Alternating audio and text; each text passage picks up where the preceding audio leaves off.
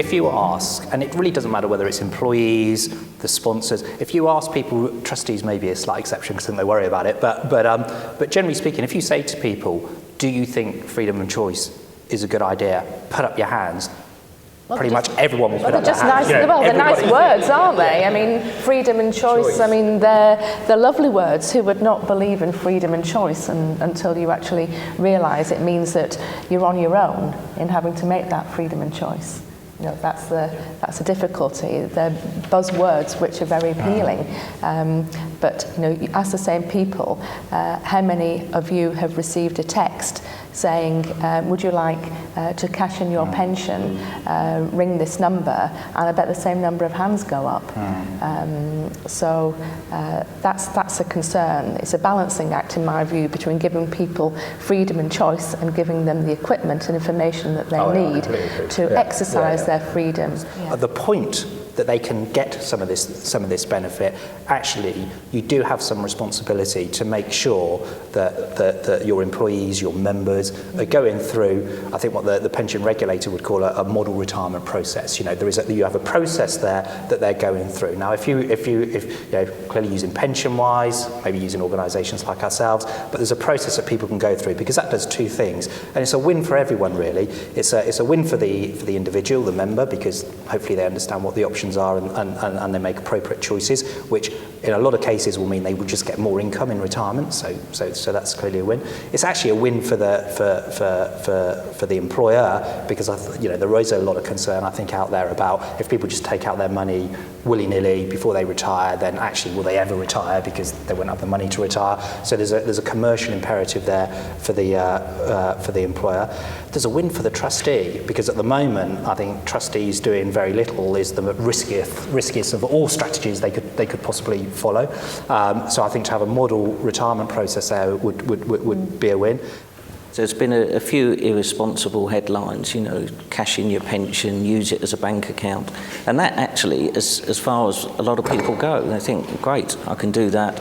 And then suddenly you're going downhill straight away, because you've got in this mind that you can just get hold of all your cash. Yeah, someone says, sign here. And so there's been some pretty irresponsible reporting, I have to say. It's really difficult to manage that expectation, because people have expected, you know, you've all been saying the products aren't quite there yet and what have you. And we found it really hard because people just have been, you know, quite irate in the early days that they couldn't just, you know, get a backs transfer today, sort of thing. You know? So, I mean, I remember talking to some of the insurers in the first few weeks, and a couple of them said to me, one insurer in particular, they have an internal SLA where they would talk about PensionWise 3 times on every call. I mean, clearly they're only obliged to talk about it once, but they would talk about it 3 times, partly because they don't want to be in front of the FCA, so they're doing a real sort of belt and braces job.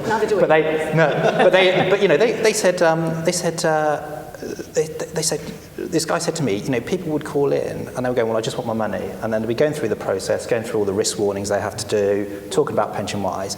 And this guy was saying to me, and the person at the other end were going, yeah, well, that's fine, but just give me my money. And he said it was like, no matter that we were going through this three times going through it, the answer every time was, yeah, just send me my money. Now, whether that is the bubble, you know, whether that is that sort of pent-up demand of people waiting for a year to literally get the money, and that will wane now. I don't know. Been given false expectations, unfortunately, and the people who have been given the false expectations have no understanding. So there's a bit of a knowledge gap.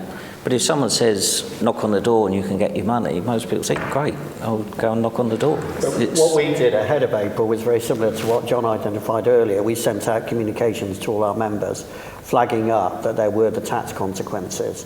So we did highlight early on that, you know, it's not 100% tax-free. It's only a 25% element. And we did flag that up early to people. But it's partly a behavioural thing, isn't it? I mean, if someone's sat at home and they've got their, let's say, the Daily Mail, it could be anything, or they've got a technical document that's come from their pension scheme, what are they initially going to read? And that's the reality, and that's a cultural thing. You need to get people's mindsets changing. Another dimension for employers and this sort of freedoms is, and I think